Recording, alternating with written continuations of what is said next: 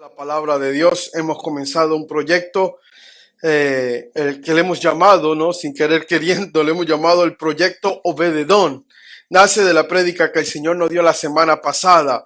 Es lo que estamos haciendo por 90 días y más que un proyecto, la meta realmente o el deseo de Dios y mi deseo también realmente es que el proyecto Obededón, que es por 90 días, se convierta en un estilo de vida para nosotros, que no podamos vivir fuera y lejos y apartados de la palabra de Dios. Si usted ha venido leyendo su Biblia, hoy estamos en Proverbios 7, un capítulo diario, comenzando el lunes, estamos a Proverbios 7.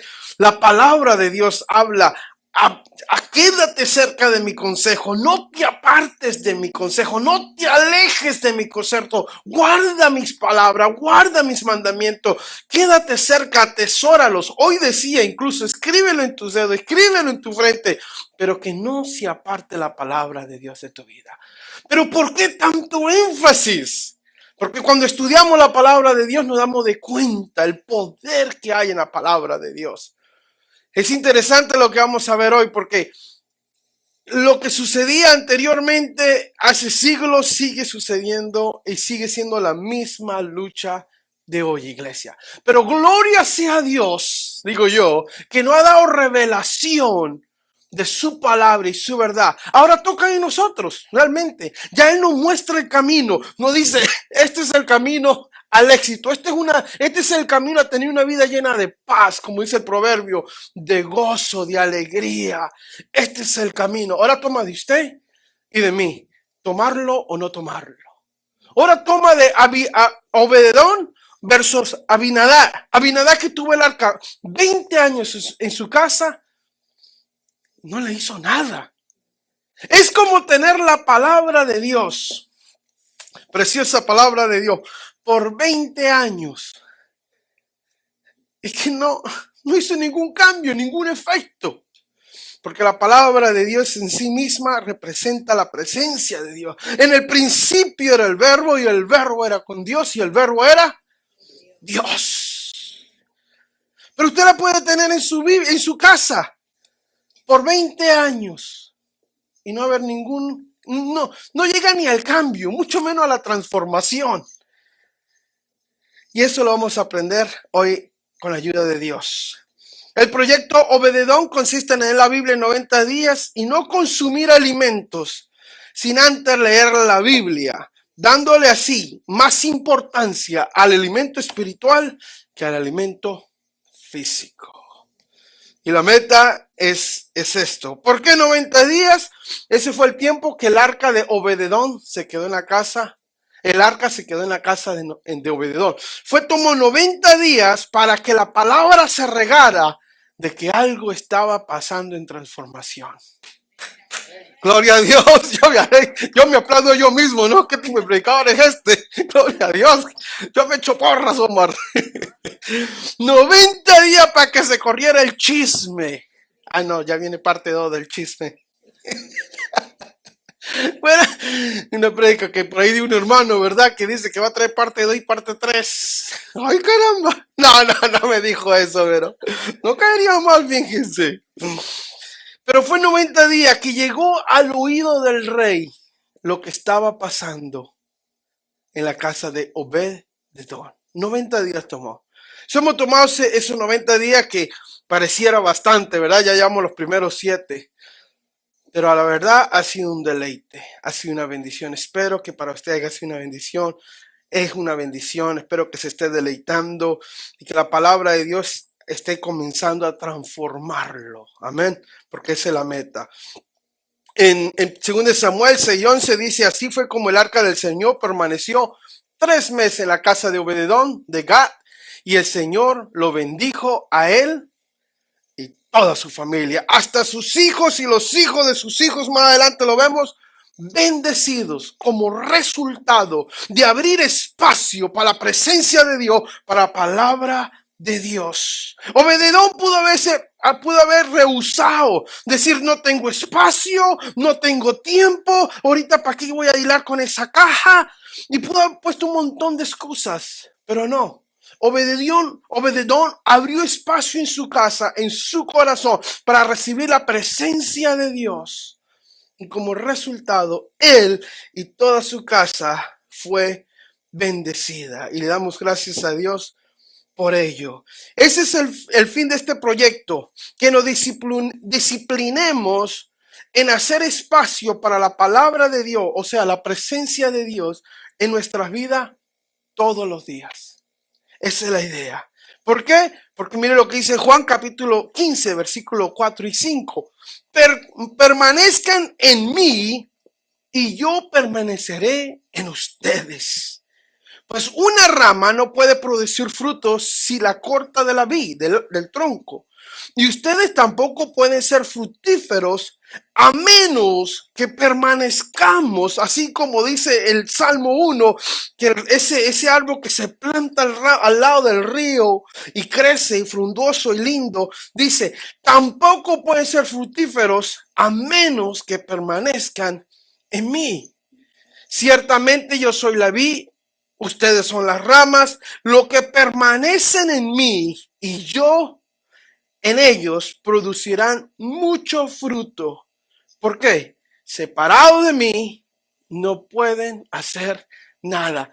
4 veces en 2 versículos aparece la palabra permanezcan, permanecer, permanezcan, permanecer.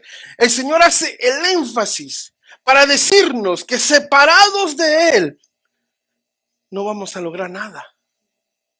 Hay un énfasis en la palabra de Dios de permanecer, de permanecer. Me parece interesante que dice permanezcan. Eso implica, si hacemos una observación del texto, implica que van a haber fuerzas que no van a querer quitar o remover o apartar del tronco. Y él lo dice, permanezcan, permanezcan y permanezcan. ¿Por qué? Porque hay una lucha. El enemigo sabe y entiende el poder de la palabra de Dios. Y dice el Señor, permanezcan, permanezcan, permanezcan. Porque ahí está la bendición. Ahí está el fruto. Ahora, quisiera compartir ciertas verdades sobre la Biblia.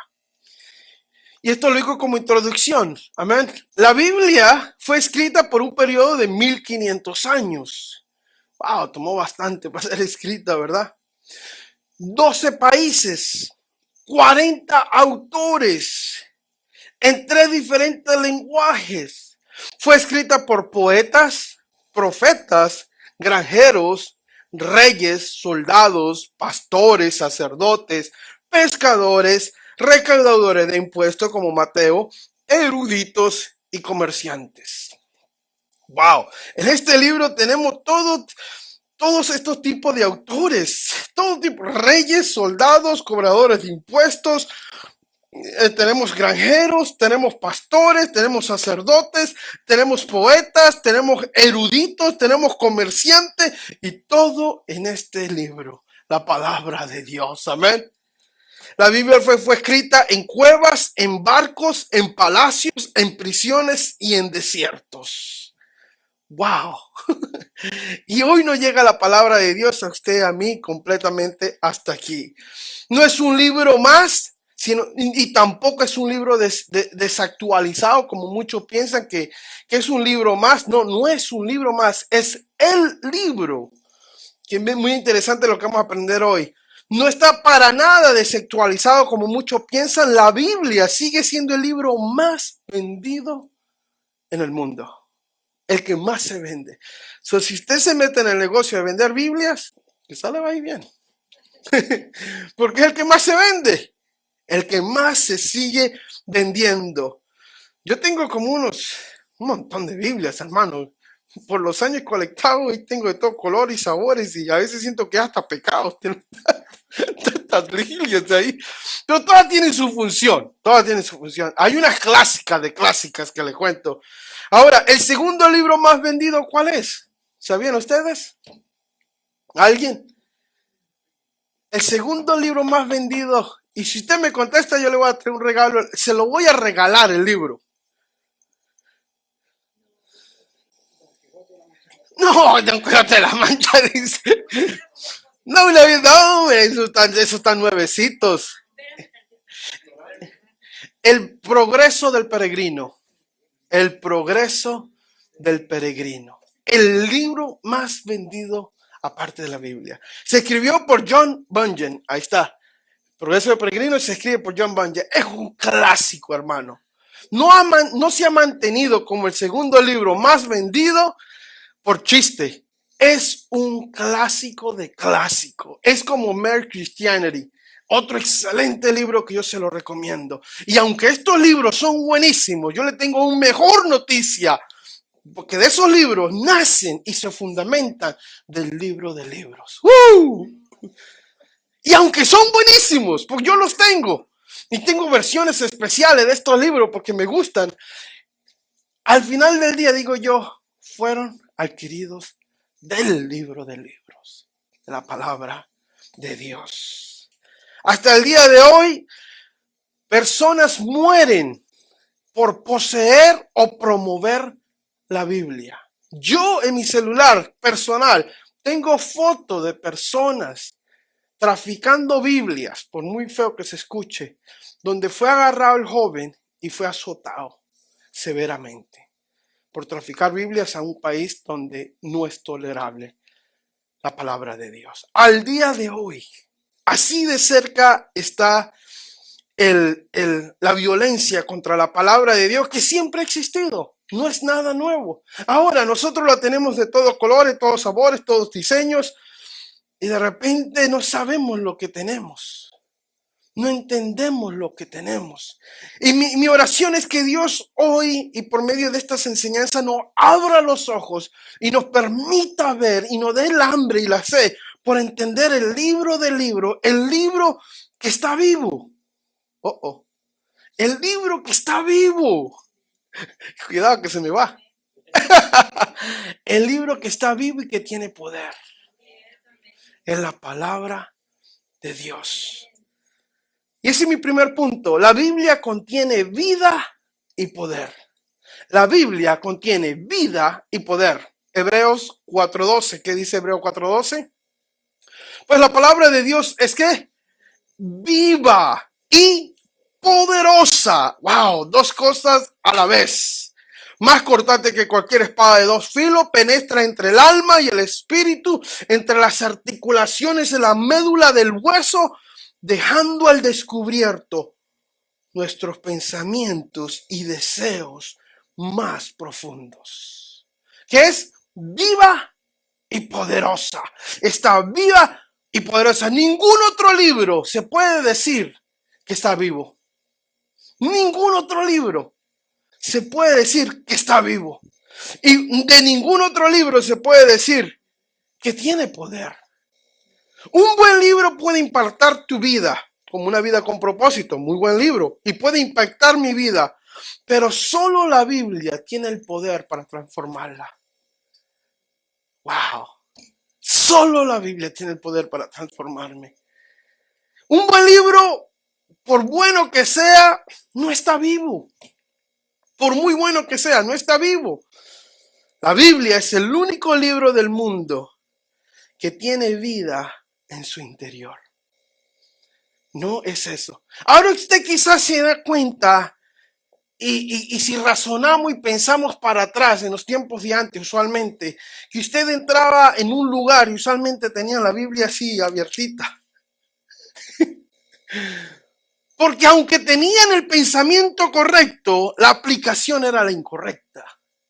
Porque en sí la Biblia sí tiene poder. Y está viva y tiene poder. Por eso cuando leemos la Biblia correctamente, usted recibirá vida y poder. Usted recibirá vida y poder. Hay personas que están vivas, pero que no están viviendo. No se le pasa eso por alto. Están vivas y andan y comen, pero no están viviendo. Hay una gran diferencia en estar vivo y estar viviendo. La palabra de Dios nos da vida y vida en abundancia. ¿Por qué? Porque ella está viva. Hay poder en la palabra de Dios. Número 2. La Biblia es inspirada por Dios.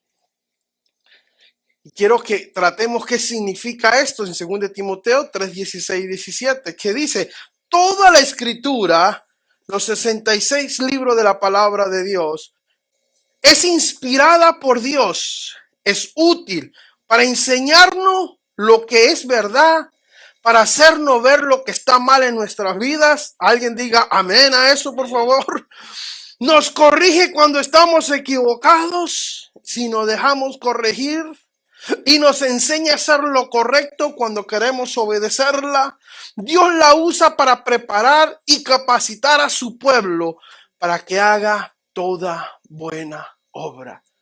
Sanar a los enfermos, traer libertad a los oprimidos, dar vida al muerto y al necesitado. Toda la palabra es inspirada por Dios. Es útil para enseñarnos lo que es la verdad, no la mentira. Ahora, ¿qué significa que la Biblia es inspirada por Dios? Creo que eso es importante aclararlo. Significa que Dios sopló en el libro. Inspirar es soplar, infundir, iluminar y dictar. Eso es inspirar en sí en cualquier diccionario de la Real Academia Española. Ahora, ¿qué pasa cuando Dios sopla? Porque Dios sopla. Dios sopla. ¿Cuándo fue la primera vez que Dios sopló? No.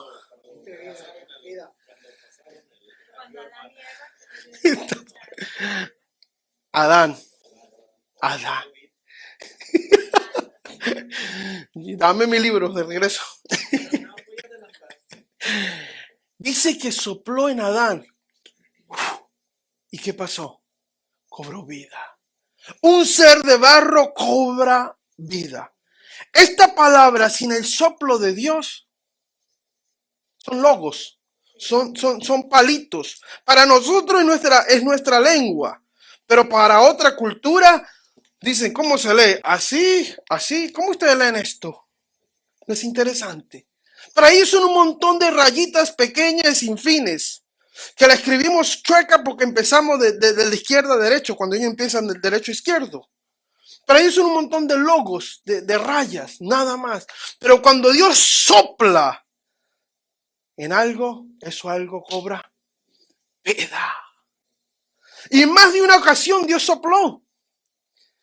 El hermano lo dijo muy correctamente. En el día de Pentecostés vino un viento recio que llenó el cuarto y todos fueron llenados de la presencia de la gloria de Dios. El soplo de Dios en la vida. Cuando Dios sopla, las cosas cobran vida. Y eso es lo que necesitamos. Ahora, lo lindo de esto es que cuando leemos la Biblia, recibimos la brisa, el soplo de Dios. Cuando usted abre su Biblia y la lee, usted está recibiendo esa brisa. Ay, qué ricas son esas brisas allá en el campo, ¿no? Uno está en la colina y ¡ay! Esa brisita así bien refrescante. Bueno, cuando usted abre la Biblia y la empieza a leer, usted está recibiendo el soplo del Dios vivo. Usted está recibiendo vida a su vida. Le está dando propósito, le está dando significado a su vida, le está dando dirección a su vida, le está dando creatividad a su vida. Cada vez que usted abre esta palabra de Dios, usted piensa quizás que nada está pasando, pero está pasando tan profundo en su ser, hermano, que la mayoría de nosotros no nos damos de cuenta. Toma un tiempo para que se empiece a manifestar lo que está sucediendo en nuestras vidas. Y yo estoy creyendo que en estos 90 días, para cuando terminemos los 90 días, vamos a ser hombres y mujeres transformados por el poder de la vida de la palabra de Dios. Amén. Gracias, Señor. Alguien dijo esto. Mire lo que alguien dijo. No digas que Dios no está hablando cuando tu Biblia está cerrada. Ay, que Dios no habla. Es que no escucho a Dios. Es que no sé qué hacer. ¿Sabe por qué puse un teléfono? Porque ¿qué tiene que ver el teléfono con la Biblia? Bueno, hoy en día mucho, ¿verdad? Pero ¿sabe por qué pongo un teléfono en específico? Porque sería como yo decirle, ay, a mí nadie me llama, hermano. A mí nadie me testea. Pero tenga el teléfono apagado. Así es, decir, Dios no me habla y mi Biblia está cerrada. Así es.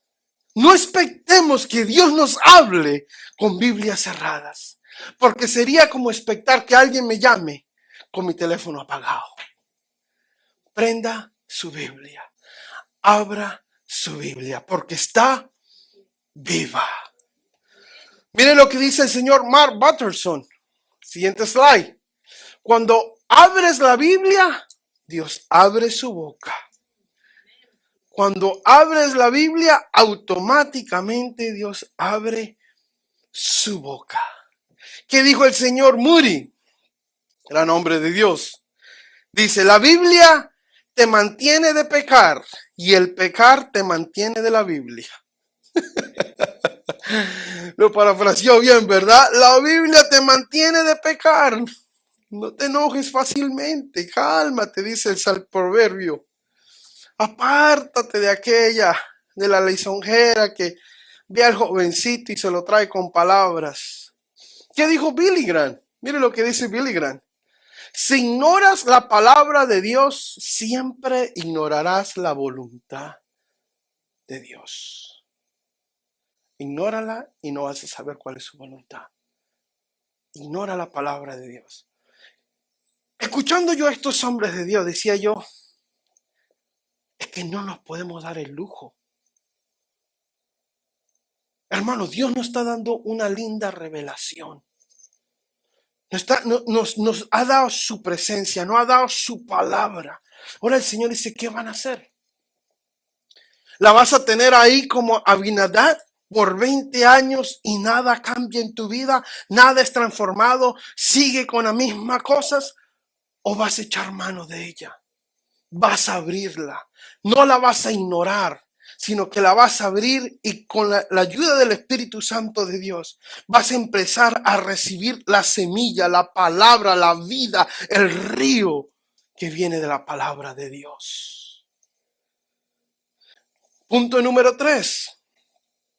La Biblia es el pan, que alimenta. La Biblia es el pan que alimenta. Éxodo 16:4. ¿Qué dice Éxodo 16:4? Entonces el Señor le dijo a Moisés, mira, haré llover alimento del cielo para ustedes. Cada día la gente, mi pueblo, podrá salir a recoger todo el alimento necesario para ese día. Con esto los pondré a prueba para ver si siguen o no mis instrucciones. Wow. La Biblia es el maná que vino del cielo. Es Cristo Jesús. El pueblo de Dios debería salir, agarrarlo por sí mismo, traerlo, prepararlo y consumirlo. Esa era la tarea del pueblo de Dios. Dios lo proveía, pero era el pueblo que tenía la responsabilidad de tomarlo y consumirlo. Hasta es el mismo día. Dios quiere hablarnos diariamente. Dios es un Dios de relación. ¿Y cómo podemos llamar a Dios un Dios de relación si Él no nos habla? No, Dios sí habla y Dios está hablando y sigue hablando. Lo que está buscando es gente que se detiene, pone las cosas en silencio para escuchar la voz de Dios a su vida, la dirección de Dios, la sabiduría de Dios, el entendimiento de Dios para sus vidas. Porque Dios está hablando. Ahora es interesante sobre el maná y que es cierto sobre la Biblia, que el maná era despreciado por el pueblo de Dios. Aunque era una comida santa, enviada de Dios mismo, el pueblo de Dios despreciaba el maná de Dios. Que es lo mismo que sigue surgiendo hoy. Aunque tenemos la palabra de Dios, inspirada por Dios, dada por Dios, guardada por Dios, el pueblo de Dios, así como despreciaba el maná, hoy en día despreciamos la palabra de Dios. En Números 11:6, y se lo traje en 2 versiones para que nos ayudara. Pero ahora no estamos muriendo de hambre. Mire cómo dice. y no se ve otra cosa que este maná. Es un lamento, hermanos.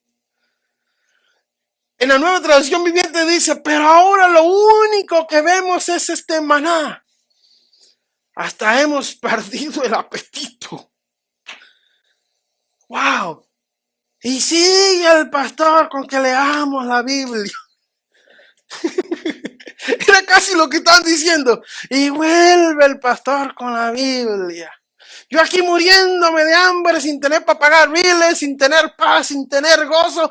Y este sigue con que lea Proverbios. ¿Qué tiene que ver Proverbios con mi vida? Es la verdad. Yo no sé si usted, pero yo me pregunto esas cosas cuando estoy problemado. ¿Qué tiene que ver Ezequiel con mi vida? O Crónicas. ¿No han leído Crónicas alguna vez? Un montón de nombres que digo yo, ya empiezo a hablar en lenguas. Nombres que no puedo ni pronunciar. ¿Qué tiene que ver eso con mi vida? Y fallo a entender que hay comidas que las consumo no para deleitarme, sino porque son bien para mí. No es que Dios me la da para deleitarme. No todo es para deleitarme. A veces mi cocinera que está por allá me da comidas que a veces le quiero traer la lonchera otra vez con la mitad de la comida porque mucho verde me le puso. Pero no me lo dio para que me deleitara. Me dice, es por tu bien. Así es la palabra de Dios. Que esperamos que Dios se manifieste y que se haga una fiesta. Y Dios dice, no, empecemos con lo básico. Espinaca, abre la boca. Vamos, avioncito o no. Y el Señor está casi quedándonos con avioncito. Porque rehusamos leer la palabra de Dios. Y qué lindo es Dios, hermano, que cuando nosotros nos sincerizamos con Dios, abrimos nuestro corazón a Dios, Dios es tan lindo que nos empieza a revelar el porqué de las cosas, el porqué de este montón de nombres que como que no hacen sentido y el porqué de aquello, pero todo a su tiempo, todo a su tiempo. La Biblia es el único libro que tiene el poder para transformar toda tu vida. El único libro que tiene el poder para transformar toda mi vida. Y cuando mi vida es transformada de adentro hacia afuera, el afuera es transformado. ¿Sabía usted eso? Cuando mi mente es renovada, cuando mi mente es moldeada y transformada, mi entorno es transformado. Porque es como que yo me quite estos lentes y me pongo unos lentes verdes. Y todo se ve ahora verde. Porque el cambio estaba adentro. La transformación viene adentro. Ahora, que no se me pase decir que no hay transformación sin confrontación. Amén, Pastor Omar, siga. Muy bueno. No hay transformación sin confrontación. Y le doy gracias a Dios porque estando yo ahí, el hermano predicaba el miércoles y fue como que me la pegó. ¡Pam! Pastor, ese para usted. No hay transformación sin confrontación. Tenemos que ser confrontados con nosotros mismos y ver nuestra necesidad y ver nuestra tartudez y ver nuestro yo y nuestro ego para poder llegar a ser transformado por la palabra de Dios. Mire, la palabra de Dios es simbolizada de tantas diferentes maneras. La palabra de Dios, próximo slide, por favor. Oh, no puse esta, se me escapó esta slide. La palabra de Dios es simbolizada como un escudo, como una espada, como una lámpara para nuestros pies, como comida, como agua, como fuego, como un martillo. Es simbolizada como un espejo. En Santiago 1:3, ahora sí me pone en Santiago 1:3, que ahí sí lo tengo. La sabiduría es más preciosa. No, esa no es, hermano, no. Váyase para atrás. Santiago 1:3, donde no habla que la palabra de Dios es como un espejo, que la tomamos y decimos, ay, sí, Señor, yo sé que así es mi hermanita, ten misericordia de ella. Y Dios está diciendo, no, no, no, mi hijo, ese eres tú. Ese altanero gritón, ese eres tú. Es un espejo que nos advierte y nos dice, no hagas, no se te olvide que miraste en la palabra de Dios y andes todos por ahí descarriados. Es un espejo la palabra de Dios. Santiago capítulo 1, versículo 23 y 24. La palabra de Dios es pan de vida. La palabra de Dios es un tesoro. La palabra de Dios es sabiduría. Proverbio 3:15. Ese sí está ahí, ¿verdad? La sabiduría es más preciosa que los rubíes. Nada de lo que desees puede compararse. Y cuando dice la sabiduría, está hablando a la palabra de Dios. Es más preciosa que los rubíes. Nada de lo que desees puede compararse a la palabra de Dios. Por eso yo oro, iglesia, que Dios nos dé ojos y un corazón para ver la hermosura de la palabra de Dios. La palabra de Dios es inteligencia. La palabra de Dios es una semilla que crece en nuestros corazones y no da más semilla. ¿Sabe qué produce? Árboles que llevan más semilla. Aleluya. Ahora, hermanos, el 87% de las casas en los Estados Unidos de Norteamérica tienen una Biblia. 87%, casi todas las casas. Pero solo el 11% de los cristianos leen la Biblia. ¡Wow! En otras palabras, solo el 11%, escúcheme bien, abre espacio en sus vidas cotidianas para Dios. Solo el 11%. ¡Wow! ¿Qué pasaría si transformáramos ese número, no? Si la iglesia ha logrado lo que ha logrado con tan poquito conocimiento de Dios, ¿qué pasaría si lo cambiamos? Muchos se quejan diciendo, pastor, yo no entiendo la Biblia, por eso es que no la leo. Mi respuesta es simple, ve y búsquese una versión que la entienda. Hoy en día ya no hay razón. Hay tantas versiones. Y sí, entiendo que hay personas que son Reina Valera, Die Hard, de ahí no van a salirse porque esta es... Y sí, Reina Valera es buena, yo la uso, pero no es la única, no es la inspirada tampoco. Hay muy buenas versiones. Tómese y cómprese una, que usted la entienda, que sea clara. Hay tan buenas versiones. Pero que esto no venga a ser una excusa para que usted no se encuentre con su Dios y la palabra inspirada de Dios. Iglesia, termino diciendo esto, que si queremos y planeamos y deseamos ser transformados y transformar el mundo en el que vivimos, debemos de comernos la palabra de Dios.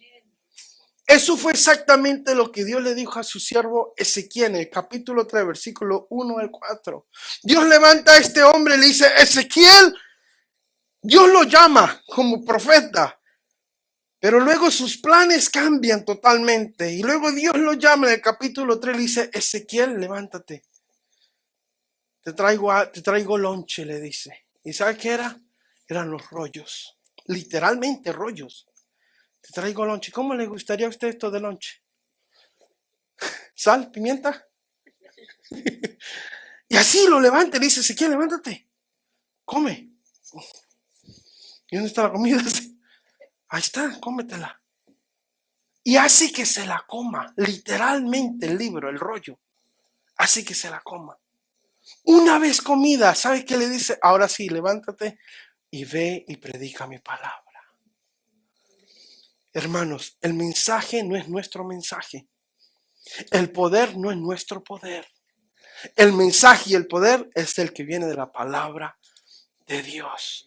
Si queremos que nuestras vidas sean transformadas y ir con un mensaje que transforme al mundo, llevemos el mensaje de la palabra de Dios, que es viva y poderosa. Mis mensajes, por muy elocuente que sea el mensaje del hombre, nunca va a lograr lo que logra la palabra de Dios. Solo la palabra de Dios y el Espíritu Santo tienen el poder para que haya una transformación en nuestras vidas. Amén. Se pone de pie conmigo, por favor.